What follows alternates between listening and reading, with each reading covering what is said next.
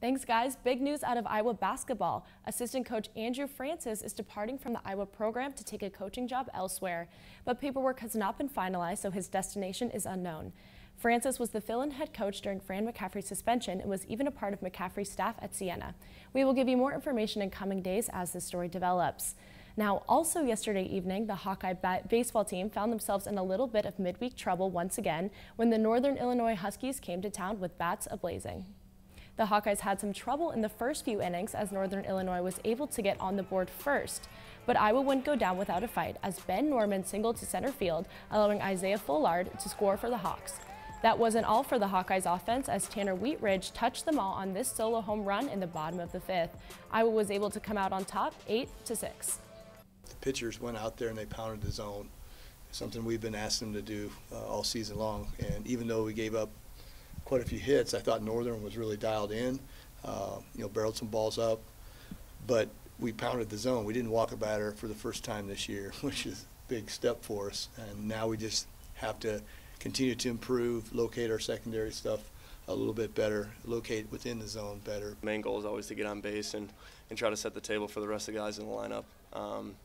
We got a lot of guys with some RBIs in the middle of that order, like Ben Norman and Austin Martin. So as long as I can get on base for them, I know they're gonna hit me and put some runs up on the scoreboard. Up next, the Hawkeyes host the Big Ten's best, Nebraska, for a 3-game set, and in fact, they are eyeing their 4th straight Big Ten Series win. Only 8 more days until the NFL draft, but who's counting? Today, we're continuing our draft previews with offensive lineman Keegan Render.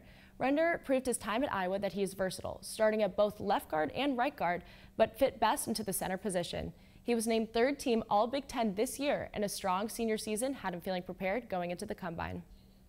The process leading up wasn't too bad, but yeah, this past weekend and then today, obviously, just a lot of anxiety, and I don't want to say nervous because I wasn't nervous, but just anxious to get out there and show what you can do.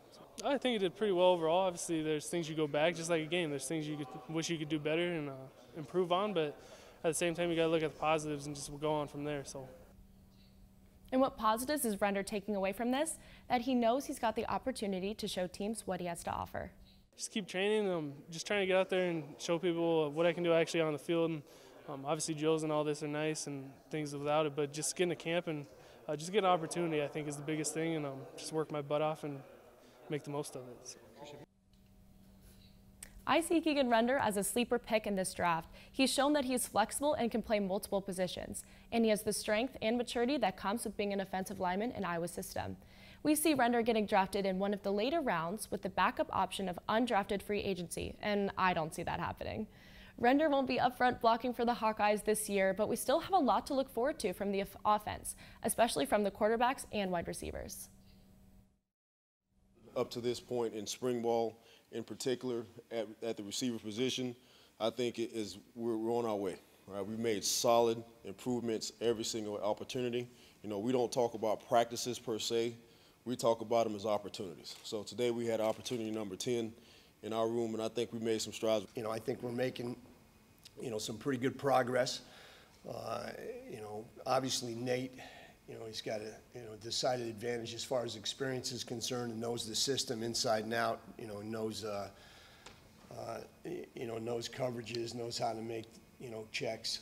His decisions, certainly are all pretty good. Now, we heard quarterback coach Ken O'Keefe there talking about Nate Stanley, but he actually chose to start his press conference a little differently. What kind of jewelry does the Easter Bunny wear? I'm asking you. 10-karat gold. You guys good on that? All right. Yeah, he thinks it's funny back there. That's good. I get a better chuckle out of him than I did any of the QBs. All right. So we're what?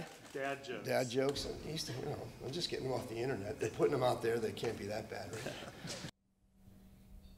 After that joke, O'Keefe, I'd suggest not quitting coaching to become a stand-up comedian.